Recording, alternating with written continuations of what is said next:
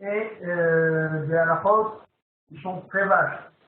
Et bien entendu, Mouktsé, toutes les choses qu'on n'a pas le droit de toucher ou qu'on a oui le droit de toucher Shabbat, ça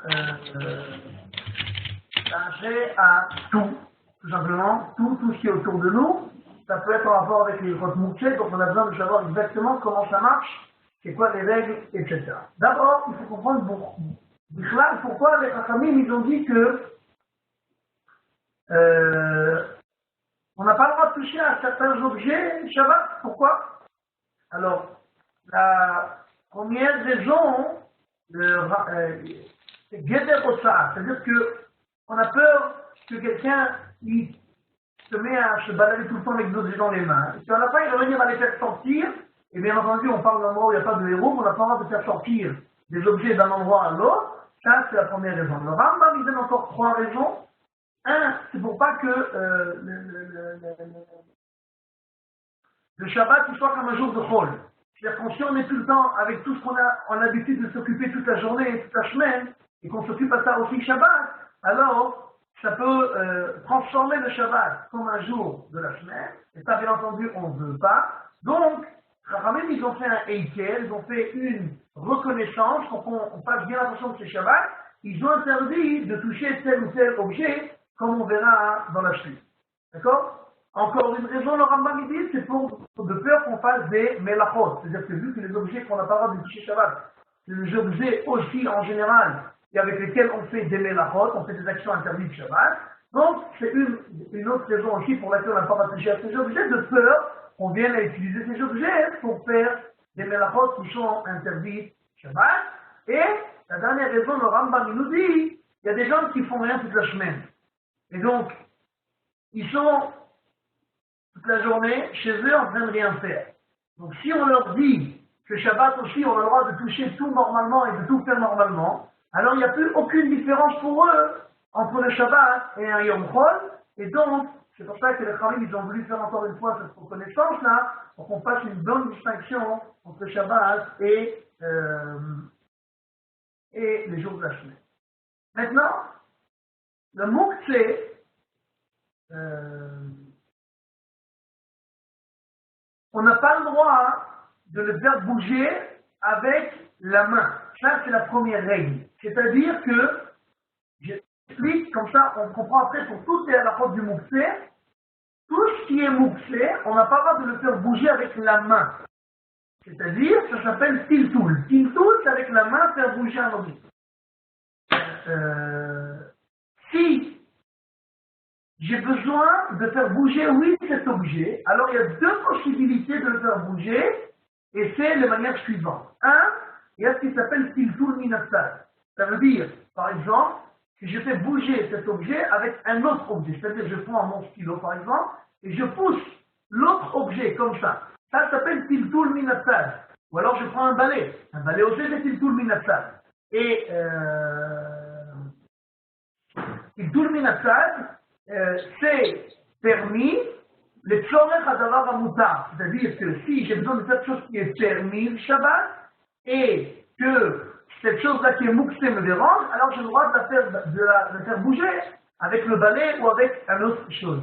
Maintenant, il y a une autre sorte de tiltoul, de possibilité de faire bouger un objet, le tiltoul de gouffo, c'est-à-dire pas avec un objet, pas avec la main, avec son corps. Avec le pied, avec l'épaule, avec le coude, etc. Toutes ces choses-là s'appellent Tiltoul de Gouffo et c'est permis, même les tzorech hadavar ha'asur. C'est-à-dire que même si c'est pour sauver, par exemple, le pli qui est Mouktsé, ou la chose qui est, elle, interdite de prendre, alors même ça, on a le droit. Maintenant, donc ça, c'est la deuxième manière de faire bouger un Mouktsé. Et il y a encore une possibilité de faire. Tout ça pour me demander s'il y avait un tableau et les photos. Quelqu'un a une question? Non, c'est bon, allez-y, continuez. Donc, la troisième possibilité de faire bouger un Mouktsé, c'est en soufflant dessus. Encore une fois, on n'a pas le droit de faire bouger un Mouktsé en le touchant, mais si je souffle dessus, alors ça, il n'y a pas de problème. Et Parce que disons que c'est encore moins grave que de la bouger avec un autre objet. Bien entendu, en bougeant avec le vent, c'est bien entendu beaucoup plus simple. Et donc ça, on verra dans quels endroits et à quel moment on doit utiliser ça. D'accord? Maintenant, Moukset, c'est interdit de faire bouger. On n'a pas d'interdit de toucher un Moukset. D'accord? Et c'est pour ça, par exemple, que en principe, quelqu'un qui passe dans la rue, il a sa voiture, par exemple, elle est garée devant la maison. Normalement, on a le droit de s'asseoir sur la voiture. Bien entendu, si on sait qu'il n'y a pas d'alarme. Il n'y a pas d'alarme qui va se mettre en marche, ça c'est sûr, mais qui s'assoit sur la voiture, même si la voiture elle bouge un peu, vu qu'il ne peut pas bouger la voiture avec ses mains, mais avec son corps, alors c'est Tiltoul Begoufo, d'accord? C'est Tiltoul avec son corps, et vu que la voiture c'est encore plus simple en fait, parce que comme la voiture c'est des clichés mélator et Issour, c'est un instrument avec lequel on fait des choses qui sont interdites Shabbat. On sait que cliché mélator et Issour, on a le droit de l'utiliser les sortes de bouffons de mes commandes. C'est-à-dire que j'ai le droit de l'utiliser pour tout ce qui a trait avec son corps ou avec sa place. J'explique. Un marteau, par exemple, c'est un ustensile qu'on utilise pour faire une mélacha qui est interdite Shabbat. Par exemple, de construire ou de détruire. Ça, c'est des mélachot qui sont interdits Shabbat. Donc, bien entendu, ce marteau-là, c'est un cli chez Melachto, mais Issour. C'est un ustensile que sa mélacha, son utilisation, c'est pour faire un Issour. Maintenant, moi, je peux manger une noix et je n'ai pas de casse-noix. J'ai le droit de prendre le marteau et de casser la noix avec. Pourquoi? Parce que ça s'appelle Kli chez Melachto le Issour, mais Tzorech Boufo. C'est-à-dire que j'utilise cet ustensile-là, que son utilisation, elle est en général interdite, mais j'utilise pas pour faire l'utilisation interdite, mais pour faire quelque chose de permis. J'utilise son corps. J'utilise maintenant pas son utilisation habituelle, mais j'utilise son corps. Autre exemple, je prends par exemple un stylo. Un stylo, c'est Kli chez Melachto le Issour. C'est un ustensile qu'on utilise pour faire quelque chose qui est Assour Shabbat, écrire. Écrire, c'est Assour Shabbat. Mais si j'utilise son corps, c'est-à-dire je le mets dans mon livre en tant que marque-page, il n'y a pas de problème. Vu que c'est les Tzorech Boufo, j'utilise que son corps et pas son utilisation, ça c'est permis. Mais, il faut bien se rappeler, ça, ce n'est qu'avec un ustensile que sa définition, c'est cliché Melachto le Issour. C'est-à-dire qu'il n'est qu'un ustensile avec lequel on fait un travail interdit. Parce qu'on va voir qu'il y a d'autres sortes de moussets que même pour son corps ou pour sa place, on n'a pas le droit d'utiliser. C'est-à-dire qu'on a dit qu'on a le droit d'utiliser le marteau pour son corps pour casser les noix, le stylo pour son corps pour faire un marque-page, ou encore, si par exemple ce marteau-là il est sur une chaise ou sur une table et j'ai besoin de la place, alors j'ai encore le droit de le bouger, mais encore une fois, tout ça, ce n'est que dans des mouksim qui sont à utilisation interdite. Il y a d'autres sortes de mouksim qu'on verra par la suite, qu'on n'a pas le droit de faire bouger du tout. D'accord? Bien entendu, comme on a dit, on a le droit de s'asseoir sur une voiture et en fait, on a même le droit de rentrer dans la voiture Shabbat. Si, bien entendu, là, il n'y a pas d'alarme et il n'y a pas de lumière qui s'allume, bien entendu, d'accord? Vu qu'encore une fois, ce n'est qu'un cliché Melachto le Issour, donc on a le droit d'ouvrir la porte. D'ouvrir la porte, ce n'est pas une utilisation interdite. Si quelqu'un il a oublié, par exemple, son talit dans la voiture, alors normalement, il a le droit. Bien entendu, aujourd'hui, c'est beaucoup plus compliqué parce que la majorité des voitures, il y a des alarmes, il y a de la lumière, etc. Donc, c'est beaucoup plus compliqué. Et même, à part ça, il y a écrit dans les postines, il vaut mieux pas faire ça. Pourquoi? Parce que, bien entendu, les gens qui te regardent dehors, ça a l'air louche. D'accord? Ça n'a pas l'air très net. D'accord? Eux, ils ne savent pas exactement qu'il n'y a pas d'alarme, qu'il n'y a pas de lumière, qu'il y a oublié ton talit. Ça, les gens, ils ne savent pas. Donc, il vaut mieux pas faire des choses pareilles. Même s'asseoir sur la voiture, il vaut mieux éviter. Mais encore une fois, si quelqu'un, par exemple, il y avait quelqu'un qui est âgé et qui a du mal à tenir le coup, et qui veut s'appuyer sur une voiture, alors il faut savoir que c'est permis.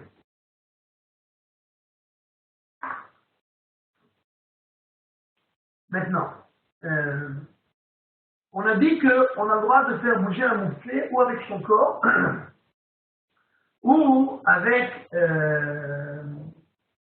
un autre ustensile, d'accord, mais pas avec la main. Et on a dit que ça, avec son corps, on a le droit tout le temps. Avec un autre ustensile, c'est que si c'est pour quelque chose qui est permis de faire Shabbat. Exemple. On a terminé de manger, d'accord? Maintenant, sur la table, il y a des choses qui sont interdites à être bougées Shabbat. Par exemple, il y a des écorces de noix. Les écorces de noix, on n'a rien à faire avec Shabbat, on ne peut pas les manger, on peut pas les donner des aliments à manger. Donc ils sont mouxés, d'accord? Donc maintenant, moi j'ai besoin de la table, d'accord? Alors, on a dit, on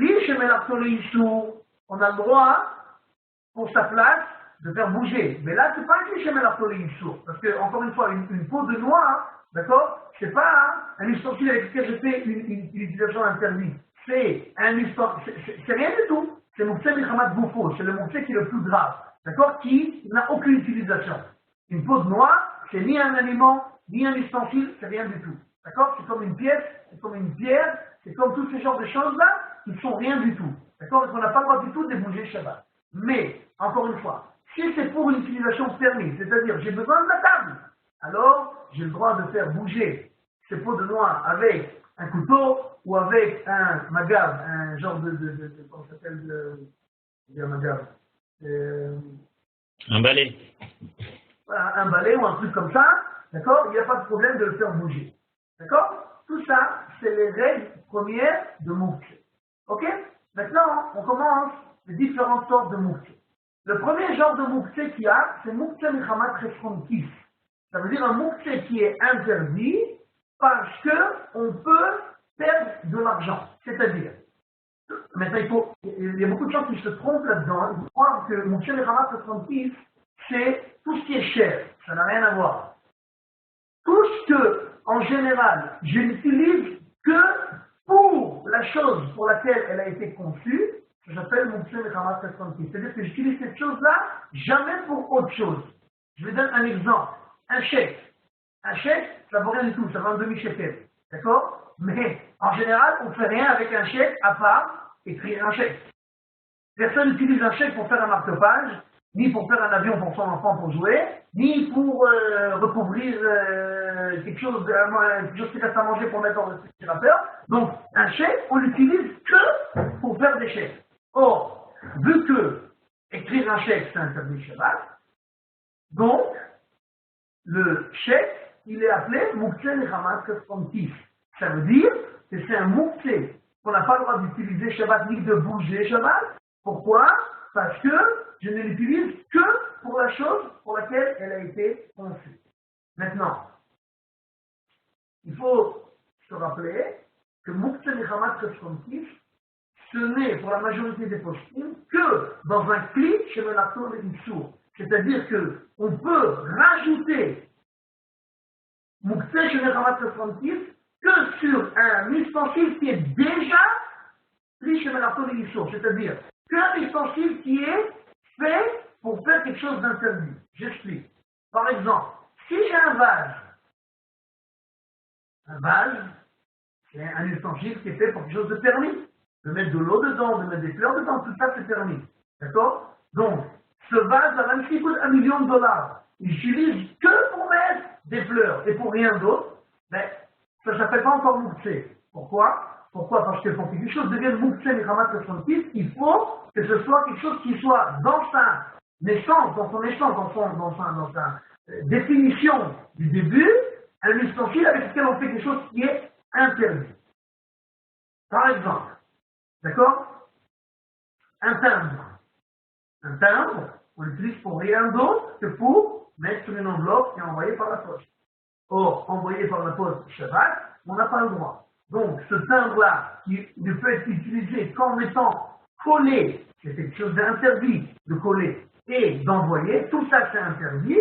Donc, ce timbre-là en lui-même, bien que maintenant je ne fais rien d'interdit avec lui, il est devenu, vu qu'on l'utilise pour faire quelque chose d'interdit et qu'on l'utilise pour rien d'autre que ça, il est devenu Mouktsé Milchamat Cheshronkis.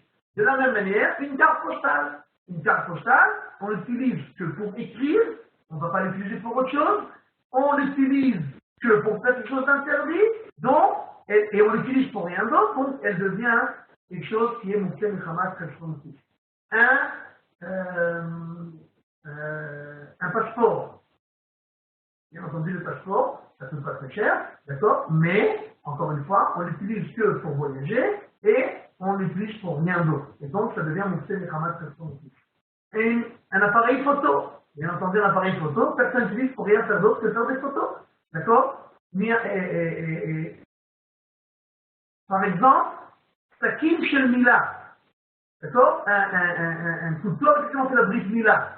D'accord? Alors, ce couteau-là, alors c'est dire, oui, mais je peux l'utiliser pour manger avec. Oui, c'est ça. Mais personne n'utilise un couteau de la brise Mila pour manger avec. Vu qu'il est très aiguisé, qu'il doit être toujours 100%, donc on l'utilise jamais pour rien d'autre. Donc, vu que ça, son essence, c'est pour couper et sortir du sang, Shabbat, c'est interdit, et on l'utilise pour rien d'autre, donc ce couteau-là, il devient Moukse Milchamat Kashronti. D'accord? La même manière, un couteau qu'on utilise pour les sofrim, pour écrire, pour couper la plume. D'accord? Encore une fois, ce couteau doit être 100%, donc on l'utilise pour rien d'autre, même s'il coûte un demi-shekel, ce couteau-là, il est Moukse Milchamat Kashronti. D'accord? Encore un exemple, des pamotos, des chandeliers. D'accord? Des chandeliers qui sont chers, je précise chers, cette fois. Un chandelier, on l'utilise pour faire quelque chose qui est interdit. On allume les bougies.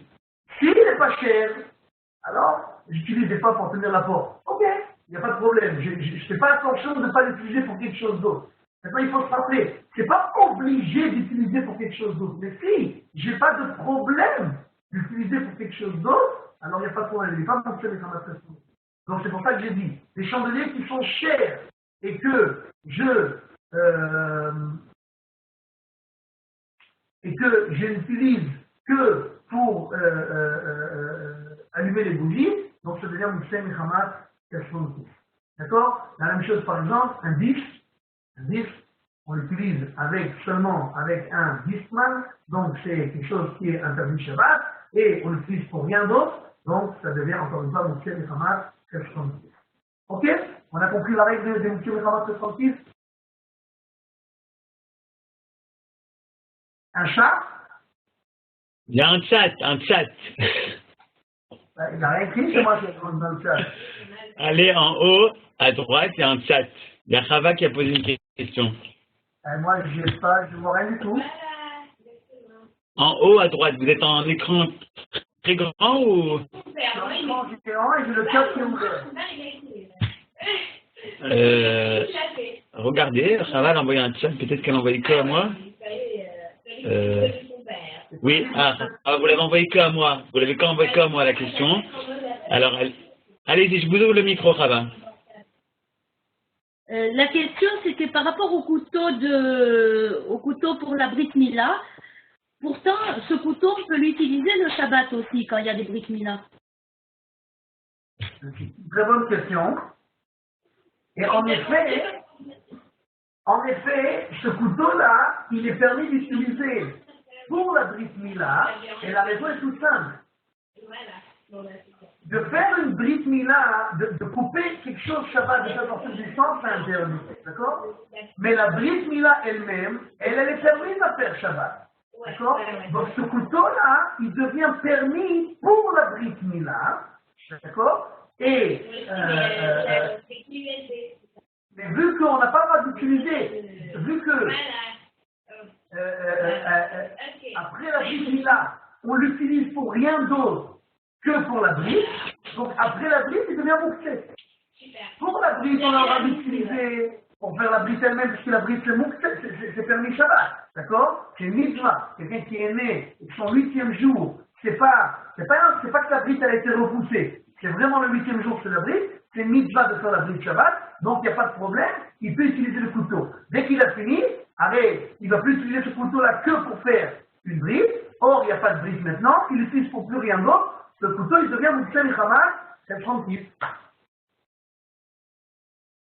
Compris? Ok. Maintenant,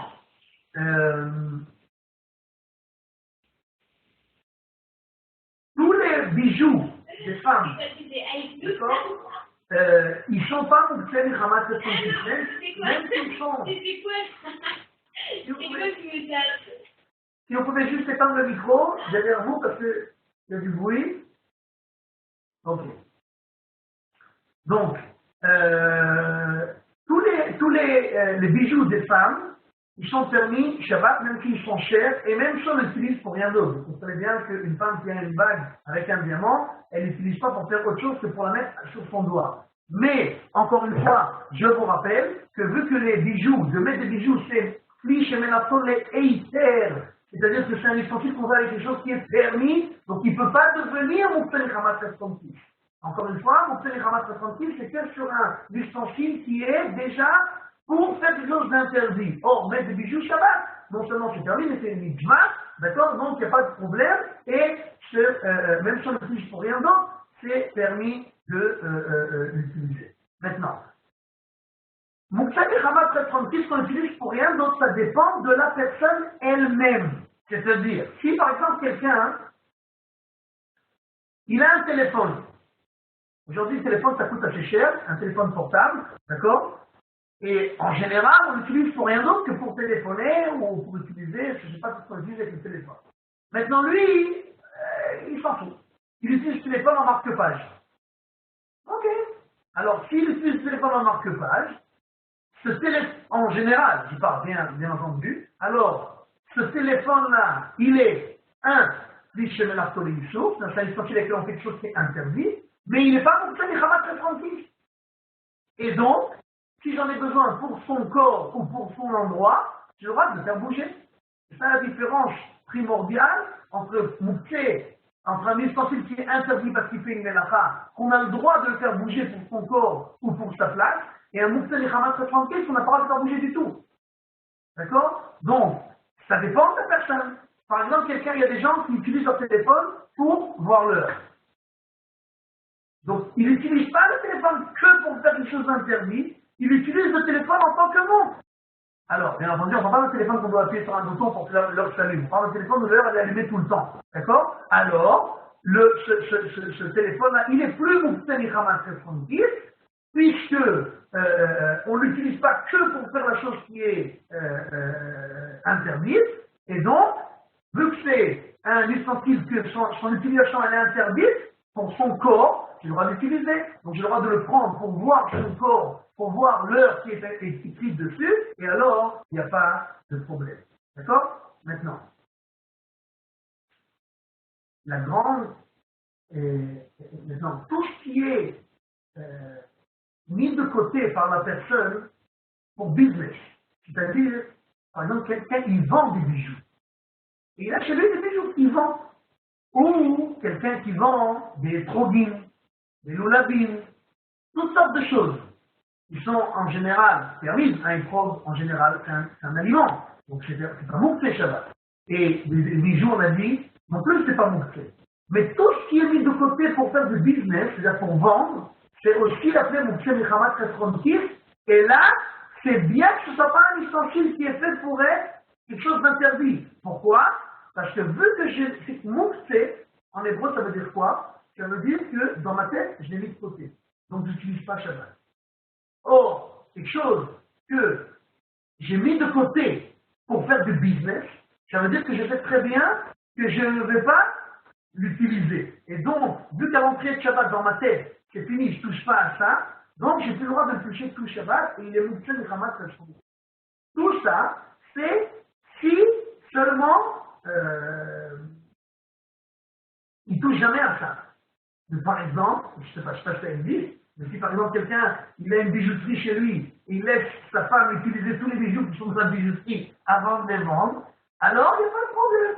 Vu qu'il a l'habitude d'utiliser même ce qui est dans sa boutique, d'accord, et que dans sa tête, c'est pas Mouktsé, c'est pas quelque chose de côté que pour le business, il utilise aussi pour lui, alors il n'y a pas de problème. De la même manière, quelqu'un qui a une boutique où il vend des aliments, d'accord, alors s'il fait attention de ne jamais toucher à ça, alors ça n'existe pas. vu que tout le temps il prend des aliments de là-bas, donc il n'y a pas de problème, c'est pas monté.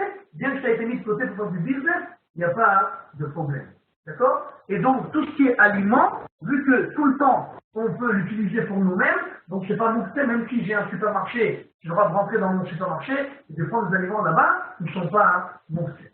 D'accord? Maintenant, qu'est-ce qui se passe avec des aliments qu'on ne peut pas manger?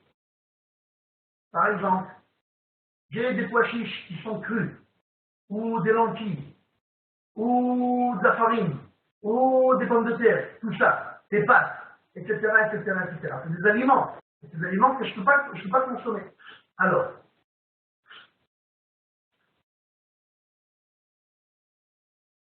ce qui n'est pas consommable du tout, parce que je ne peux pas le manger de toutes les façons. D'accord? Alors, c'est comme des pierres. C'est Moukse Milchamat Bouffo. C'est dans son corps, il est Moukse. Parce que je veuille pas, il est Moukse. Pourquoi je ne peux rien faire avec?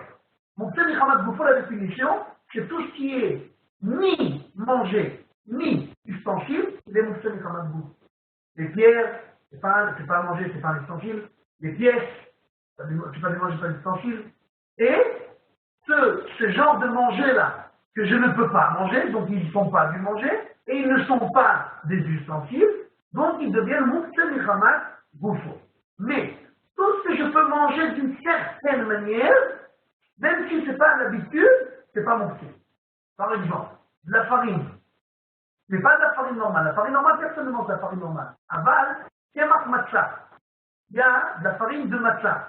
Il y a des gens qui mangent ça, ils mettent ça avec du sucre, et ils mangent ça. C'est mangeable. Parce que la kémar matza, c'est quoi? C'était de la matza, qui était mangeable.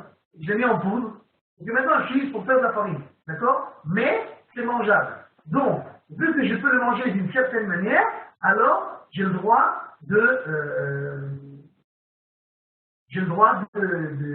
c'est pas mon pied, j'ai le droit de le bouger. D'accord? De la même manière, de la farine normale ou des pommes de terre, et ce genre de choses comme ça.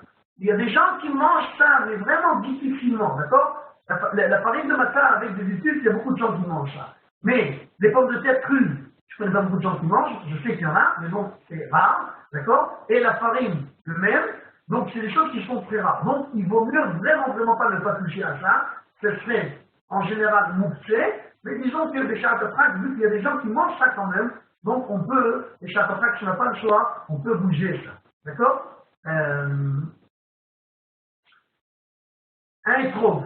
Quelqu'un qui a un étrog chez lui à la maison, c'est la tête de Soukot, alors, et il a un étrog et un loula. Est-ce qu'il a le droit de bouger? Alors le étrog, on n'a pas le droit de le bouger. Pourquoi? Parce qu'il est moukse pour la mitzvah. D'accord? J'utilise pour rien d'autre. D'accord? Et bien que, si je veux le prendre pour le sentir, en général, je pourrais faire une chose pareille. Bien entendu, si on ne parle pas d'un épreuve qui est mis de côté pour faire du business pour le vendre. D'accord? De ça, si on parle de l'épreuve, vu que l'épreuve, on peut le sentir. D'accord? Mais le loula, par exemple, le loula, récapitulons, c'est ni un manger, ni un ustensile. Alors il est Moukse Milchamat Bouffo. On ne peut pas l'utiliser du tout, on n'a pas le droit de le bouger du tout.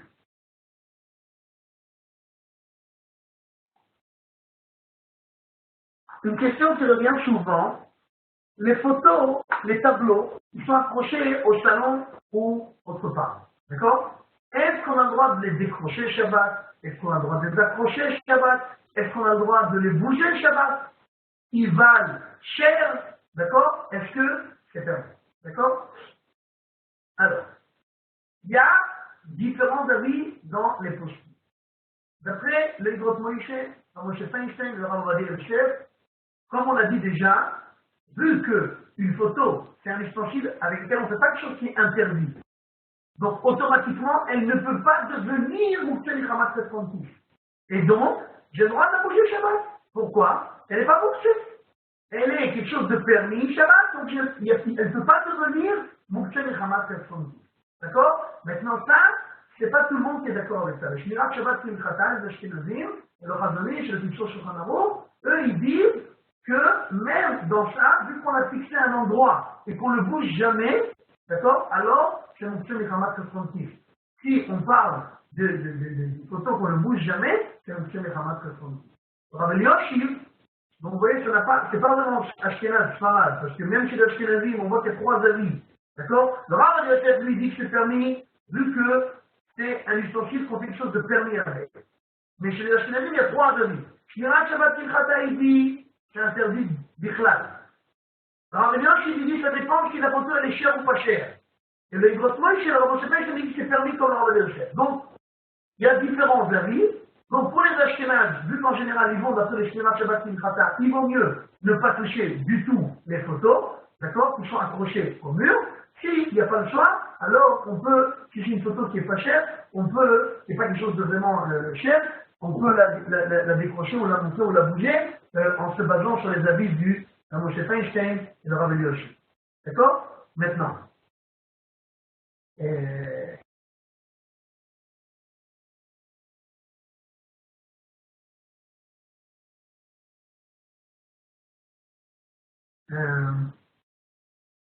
Si par exemple on a une montre qui est accrochée au mur, c'est pas un tableau, c'est une montre, d'accord, et qui marche bien entendu avec l'électricité. Ou alors on a un ventilateur qui est accroché à l'électricité. Alors, de quoi on parle maintenant? Essayons de faire un peu d'ordre. On parle d'un cli chez Melapto les Issou. C'est un ustensile avec lequel on fait un chose interdite. Vous allez me dire que c'est interdit de regarder l'heure ou de faire du vent. Il n'y a rien d'interdit, mais la définition, on a une nouvelle définition par rapport à tout ce qui marche avec l'électricité. Alors, Moshe Feinstein dit que tout ce qui marche avec l'électricité et que avec l'électricité, vu qu'on ne peut pas, même si c'est chose qui est permis, d'accord, de faire du vent. Si je prends une forcelle, je fais comme ça, je fais du vent, c'est permis. Il n'y a pas d'interdit de faire du vent, d'accord? Mais vu que cet ustensile, je ne peux l'utiliser que avec l'électricité. Or, l'électricité, Shabbat, on n'a pas le droit d'utiliser, de le faire marcher. Donc, il appelle ça cli chez Melato ici. Donc, tout ce qui ne peut marcher qu'avec l'électricité, c'est cli chez Melato ici. Mais, un ventilateur, ok, c'est un cli chez Melato ici. Mais, si par exemple j'ai besoin de son corps, c'est-à-dire du vent, ou de sa place, alors j'ai le droit de le faire bouger. Encore une fois, comme tout cli chez Melato ici, j'ai le droit de faire bouger si j'ai besoin de son corps ou de sa place. De la même maintenant, la montre, il vaut mieux pas, d'accord? Mais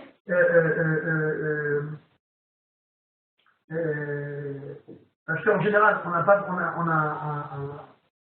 besoin ni de sa place ni de son corps. Mais encore une fois, c'est la même chose. Si quelqu'un il a besoin, il n'y a pas, il peut la déplacer. D'accord? Arabe, si j'ai compris, on a le droit de bouger le ventilateur, c'est pour nous. Exact. Par exemple, dans tous les ventilateurs aujourd'hui, enfin, les anciens ventilateurs, aujourd'hui sur un chef-soi a été écrit, mais les anciens ventilateurs, il y avait au-dessus du ventilateur un petit bouchon comme ça, hein, on lève au fond des champs, et alors le ventilateur il tourne. Il tourne ou il reste à la même place. D'accord? Alors ça c'est mécanique, dans les anciens. D'accord? Et ça, même on a le droit de bouger Shabbat. Vu que c'est pour son corps, et que j'ai dit quelque chose qui est permis, donc c'est permis, Shabbat, de faire Shabbat. D'accord? Maintenant, donc on a maintenant fini avec le Moukse Mechamat 66, un Moukse qui est interdit parce qu'on l'utilise pour rien d'autre. Allez-y. Attendez. Je vous entends. Alors, justement, j'ai une question par rapport à ça. Bon, moi, je pensais qu'on touchait rien, aucun appareil qui était relié à l'électricité, même s'il fonctionnait. Mais est-ce qu'on a le droit alors de les déplacer? Alors, c'est bien que vous faites remarquer ça, je vais préciser ce que j'ai dit justement. Tout ce qui marche à l'électricité, c'est un cliché, mais la ici. Et si j'ai besoin de sa place ou de son corps, j'ai le droit de le déplacer, mais, une seconde, j'ai oublié de préciser quelque chose. Ce n'est que dans le cas où il n'y a aucune lampe qui est allumée dans cet ustensile, c'est-à-dire qu'il n'y a pas de routelage.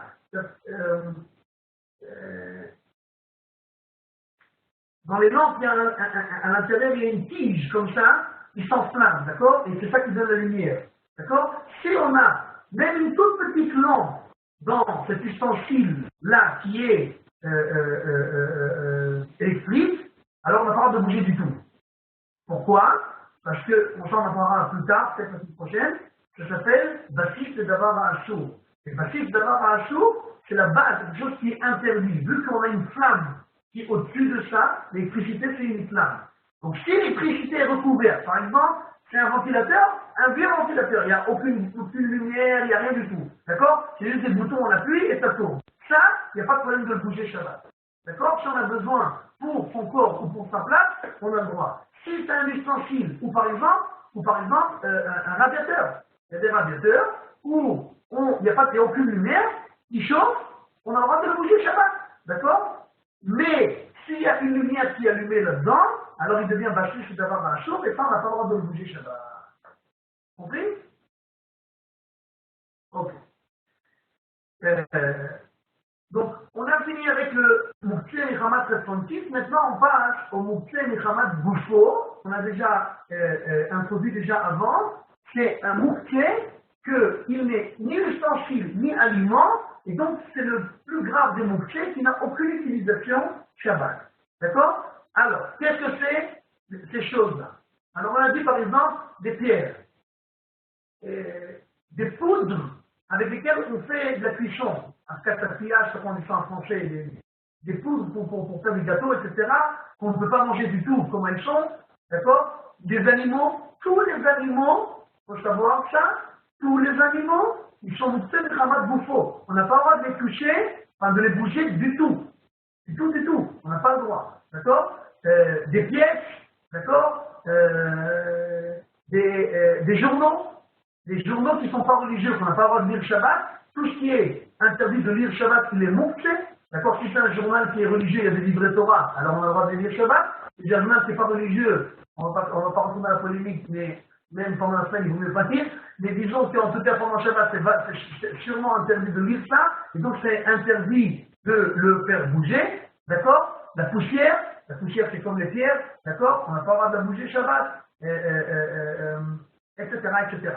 Tout ce qui n'est ni ustensile, ni manger, c'est Mouktsé Michamat Gufo, on n'a pas le droit de le bouger du tout. D'accord?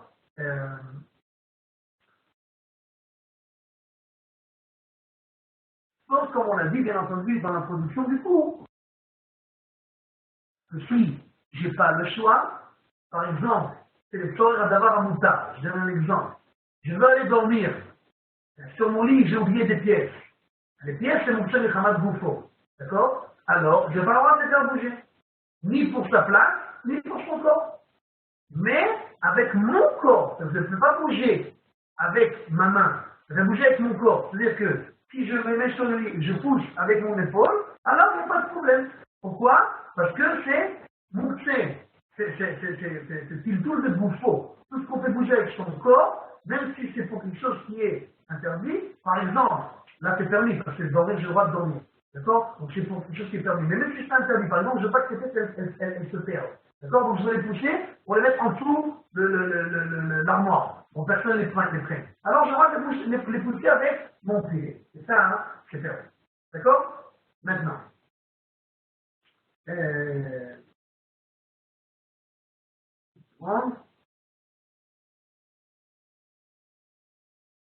Ok.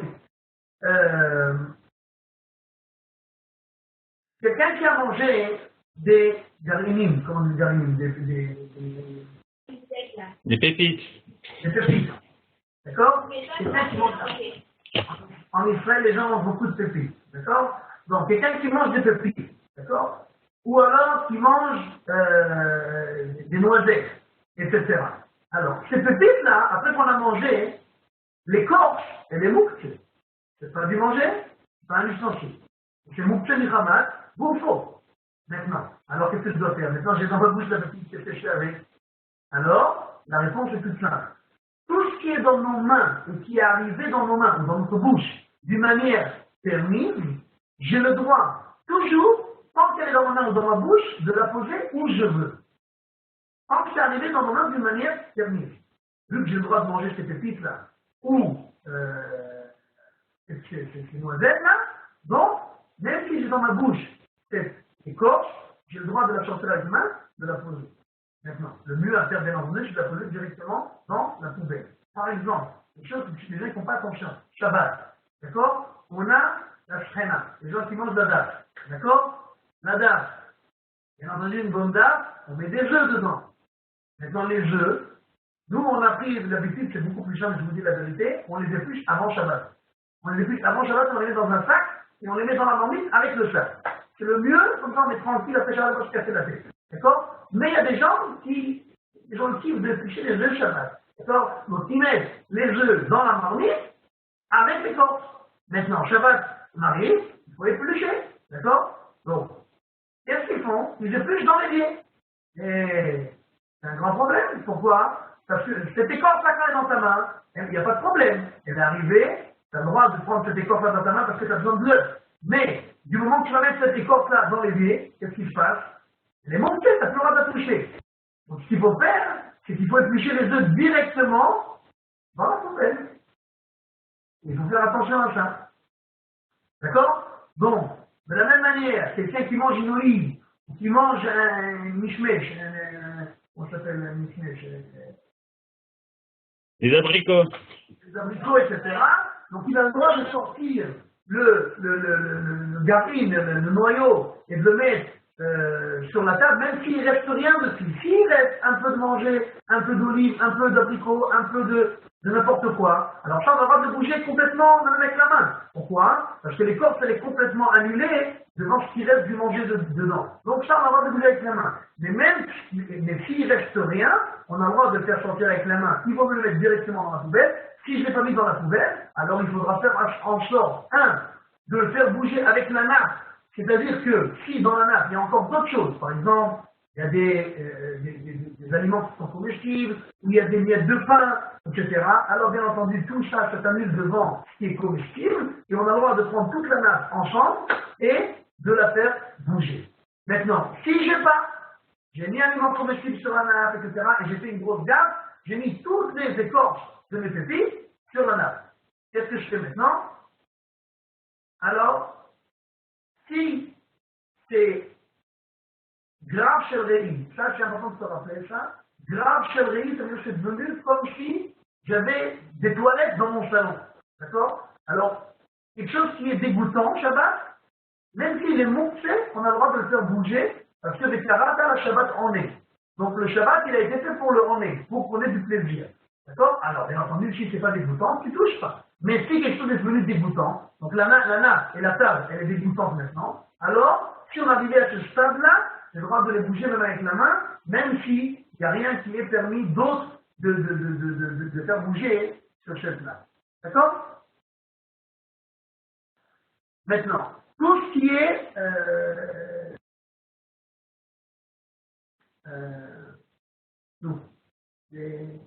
des os, tous les os, du poulet, des poissons, etc. Donc, tout ce qui est des os qui sont mangeables, comestibles, même si ce n'est pas par des êtres humains, par des animaux, d'accord, par le chien, par le chat, etc., etc.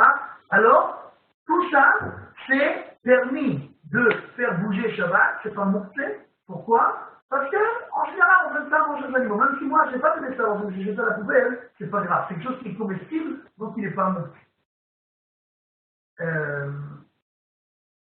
De la viande crue, ou de la viande qui est congelée. D'accord?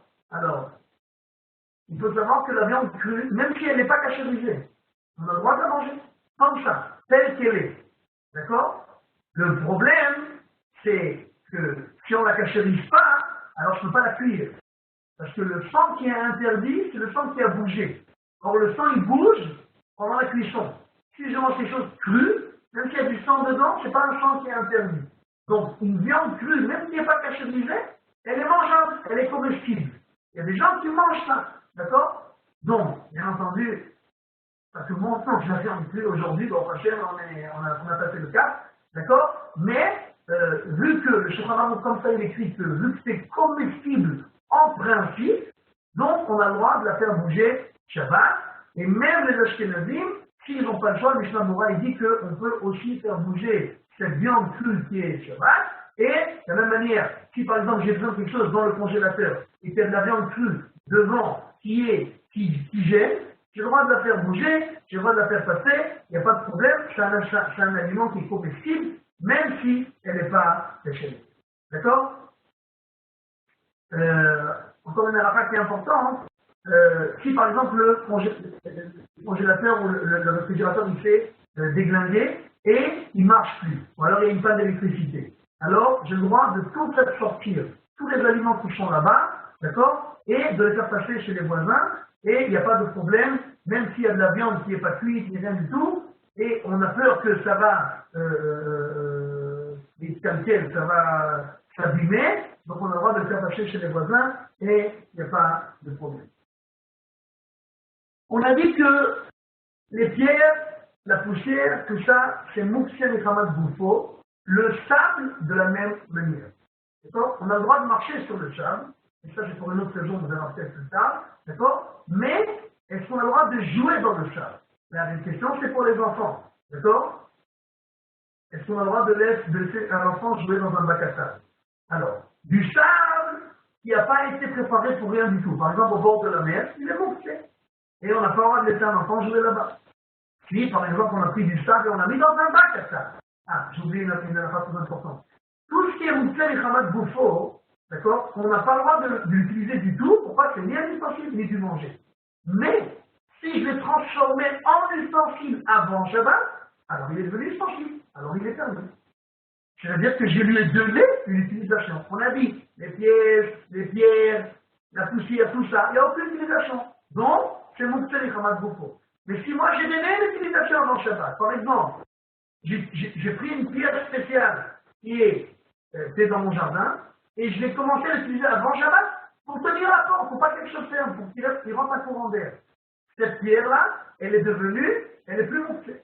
Elle est plus moussée, on a le droit d'utiliser Shabbat. D'accord? De la même manière, si j'ai pris ce sable-là, je l'ai rentré dans un bac à sable, je l'ai transformé en quelque chose qu'on a utilisation, alors il n'y a pas de problème, on a le droit de laisser un enfant jouer avec sa Shabbat. Bien entendu, on parle d'un sable qu'on ne peut pas vraiment construire avec.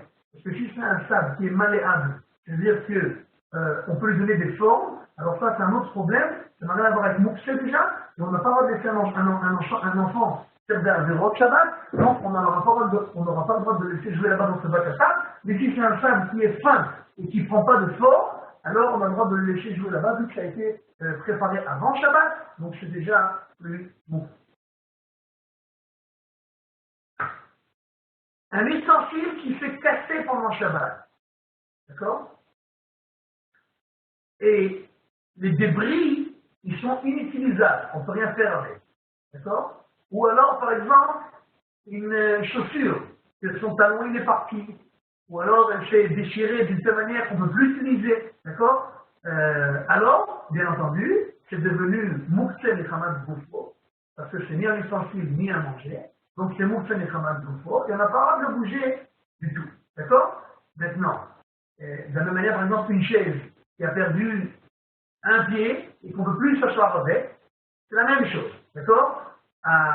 Maintenant, les débris, on a dit que c'est Mouksel. Alors, maintenant, j'ai en plein milieu de mon salon une chaise cassée, une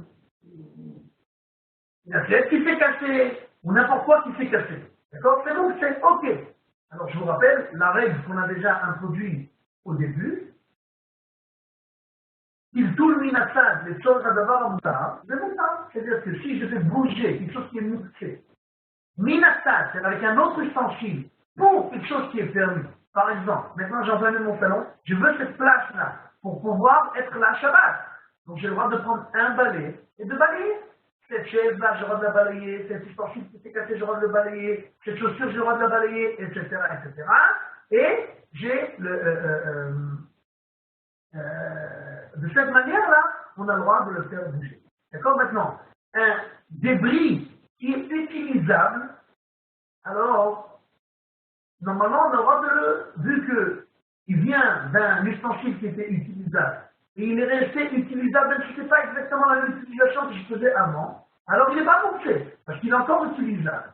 D'accord? Mais il y en a qui disent qu'aujourd'hui, vu que aujourd'hui on est très riche, d'accord? On n'utilise jamais de débris. D'accord? Même si avec un débris d'assiette, je peux recouvrir une bouteille ou des choses comme ça qui faisaient à l'époque de la Gemara, aujourd'hui personne ne fait ça.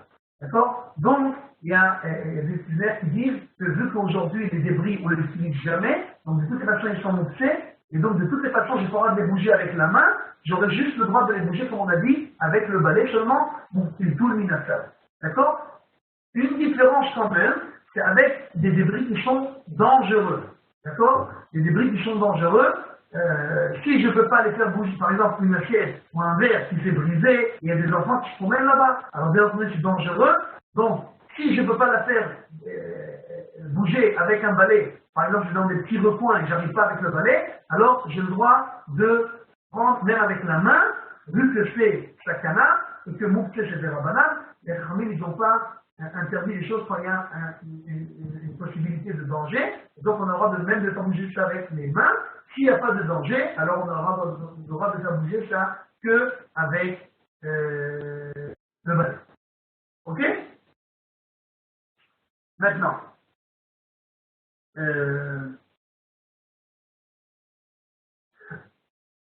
quelqu'un, vous savez, des fois on ouvre une porte et tu restes avec la poignée dans la main. La poignée elle se détache. Alors, cette poignée-là, elle est bien entendu mouxée.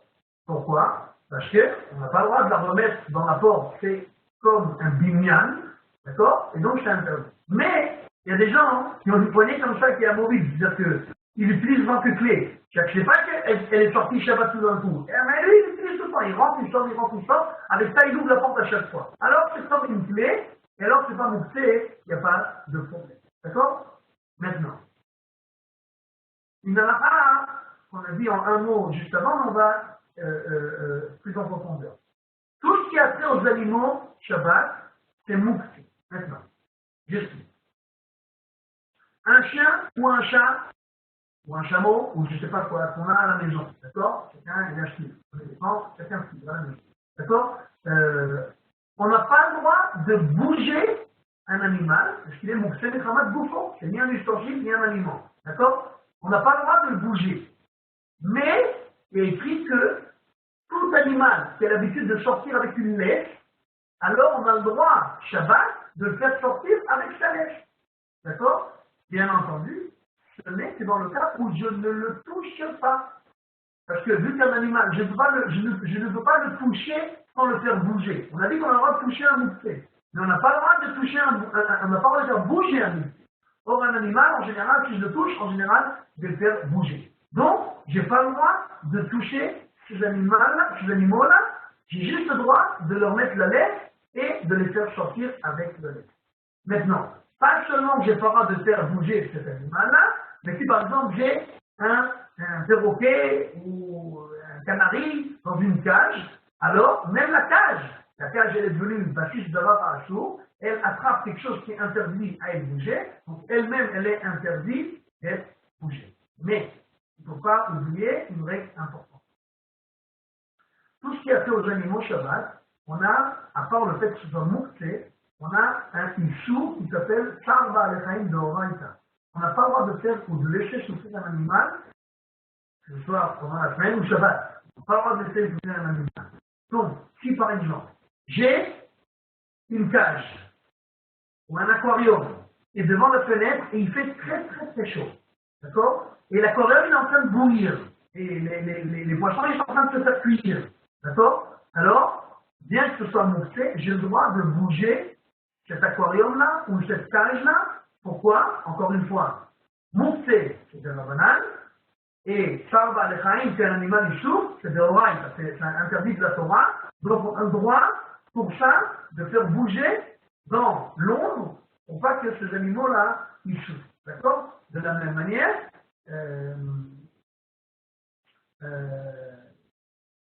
on a le droit de donner à manger aux animaux, on n'a pas le droit de les laisser souffrir sans manger, on a le droit de leur donner à manger, même si on les touche, et l'essentiel c'est qu'on ne les bouge pas. Parce que si je mets devant la bouche de l'animal et que lui il mange, Moi, je le touche, mais je ne le bouge pas. C'est lui qui mange à l'intérieur, il n'y a pas de problème, et tout ça, hein, c'est permis. D'accord? Et même si cet aquarium-là, il a été fait pour enjoliver la maison, etc., ça change rien. Plus qu'à l'intérieur des choses qui sont mouxées, ces poissons-là, donc c'est interdit. Qu'est-ce qui se passe si par exemple dans un aquarium, j'ai un poisson qui est mort? D'accord? Et en général, ce qui se passe, c'est qu'un poisson il meurt, alors il commence à pourrir, et alors ça peut faire mourir les autres poissons aussi. Alors, si on a un doute sur ce qui va se passer, alors j'ai même le droit de faire sortir ce poisson mort avec ma main, de le sortir de l'aquarium, d'accord? Parce qu'il est comestible pour un animal, un poisson, etc., un chat, etc., il peut manger ce poisson-là, même s'il n'est pas comestible, vu qu'encore une fois, on a un problème de tsar ba'al-chaim, que peut-être les autres ils vont mourir, alors on a le droit de bouger ça, on a le droit de faire sortir ce poisson qui est mort. D'accord? Maintenant, est-ce qu'on a le droit de rajouter de l'eau dans un aquarium Shabbat? Alors, la réponse est, en principe, non. Pourquoi? Parce que vu que l'aquarium est mouxé, si je rajoute de l'eau à l'intérieur, je transforme ce temps en mouxé. Or, on n'a pas le droit à Shabbat de transformer les choses en mouxé. D'accord? Maintenant, si, encore une fois, il manque de l'eau, ou l'eau est devenue très chaude, et c'est dangereux pour les poissons, alors, encore une fois, vu que cette femme, que ces animaux-là, ils souffrent, alors on a le droit de rajouter de l'eau. Et si, le Shmirat Shabbat Kelchatan dit, si, par exemple, on a l'habitude tous les jours de rajouter, je ne sais pas, c'est des aquariums comme ça, tous les jours on a l'habitude de rajouter de l'eau, alors on a le droit tout le temps de rajouter de l'eau. Pourquoi? Parce que c'est comme qu'on a le droit de donner à manger à ces animaux-là, on a le droit aussi de rajouter de l'eau tous les jours. Ok? Donc ça, c'est les règles qui ont fait aux animaux. Et donc, récapitulons, ces animaux-là, ils sont Moukse Shabbat, Moukse Michamat Goufo, ils sont ni des ustensiles ni des aliments, on n'a pas le droit de les bouger du tout, on a le droit de les toucher si on ne les bouge pas. S'il y a un problème de Tsar ba'al-chaim qui souffre, alors, si on n'a pas le choix, on a le droit de les faire bouger, de bouger leur aquarium ou leur cage, etc., pour les sauver de ce tsar, de cette détresse-là. Et ça, c'est la seule chose qui sera permise avec les animaux Shabbat. Après Ayom, si il y a des questions. Moi, j'avais une question concernant les tables, le dressage de tables. Quand on met là, ils mettent pour les 3 repas, 3 plastiques à débarrasser. Allez sur Internet. J'entends mal, j'entends 2 voix en même temps. J'ai entendu qu'il y a une table, on met 3 plastiques dessus et après. Et est-ce qu'on a le droit de... Je voulais savoir pourquoi est-ce que des gens font ça, pourquoi ils mettent 3 plastiques dessus pour ne pas dresser après. Enfin, je voulais savoir un peu pourquoi est-ce que des gens font ça. La vérité, je vais vous dire, c'est qu'à la Yeshiva aussi, ici, ils font ça. Et que, d'après ce que j'ai compris, c'est tout simplement parce que c'est beaucoup plus simple. On laisse se casser la tête à avoir des nappes pliées, à chaque fois les déplier, etc. Ils mettent toutes les tables déjà avec les 3 nappes, et puis comme ça, après, à chaque fois, ils plient toute la nappe, ils jettent à la poubelle et c'est fini. D'accord.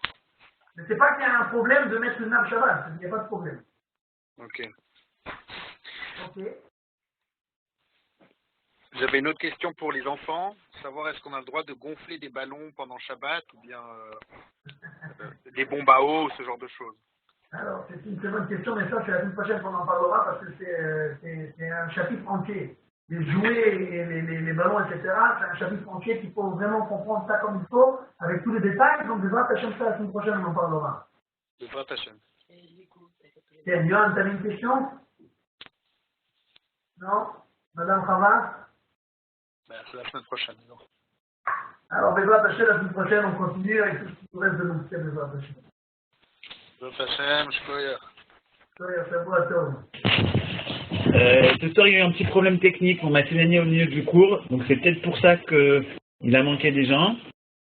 En tous les cas, vous savez que le cours est enregistré et vous pouvez le revisionner sur le lien sur frlilmod.org.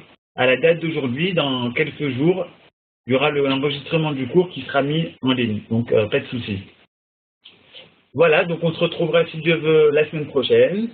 Et si vous avez apprécié le cours, parlez-en autour de vous pour qu'il y ait encore plus de gens qui puissent étudier et connaître la halachot de Shabbat. Voilà, Kol Touv, et on se retrouve dans quelques minutes.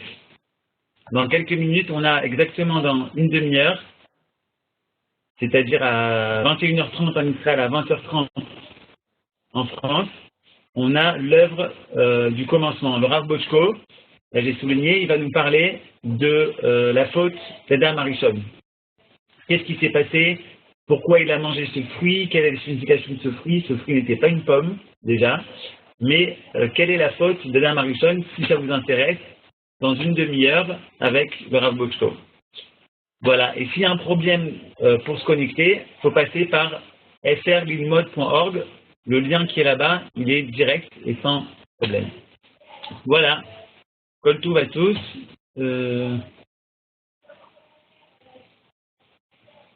Chava, j'ai pas une seconde.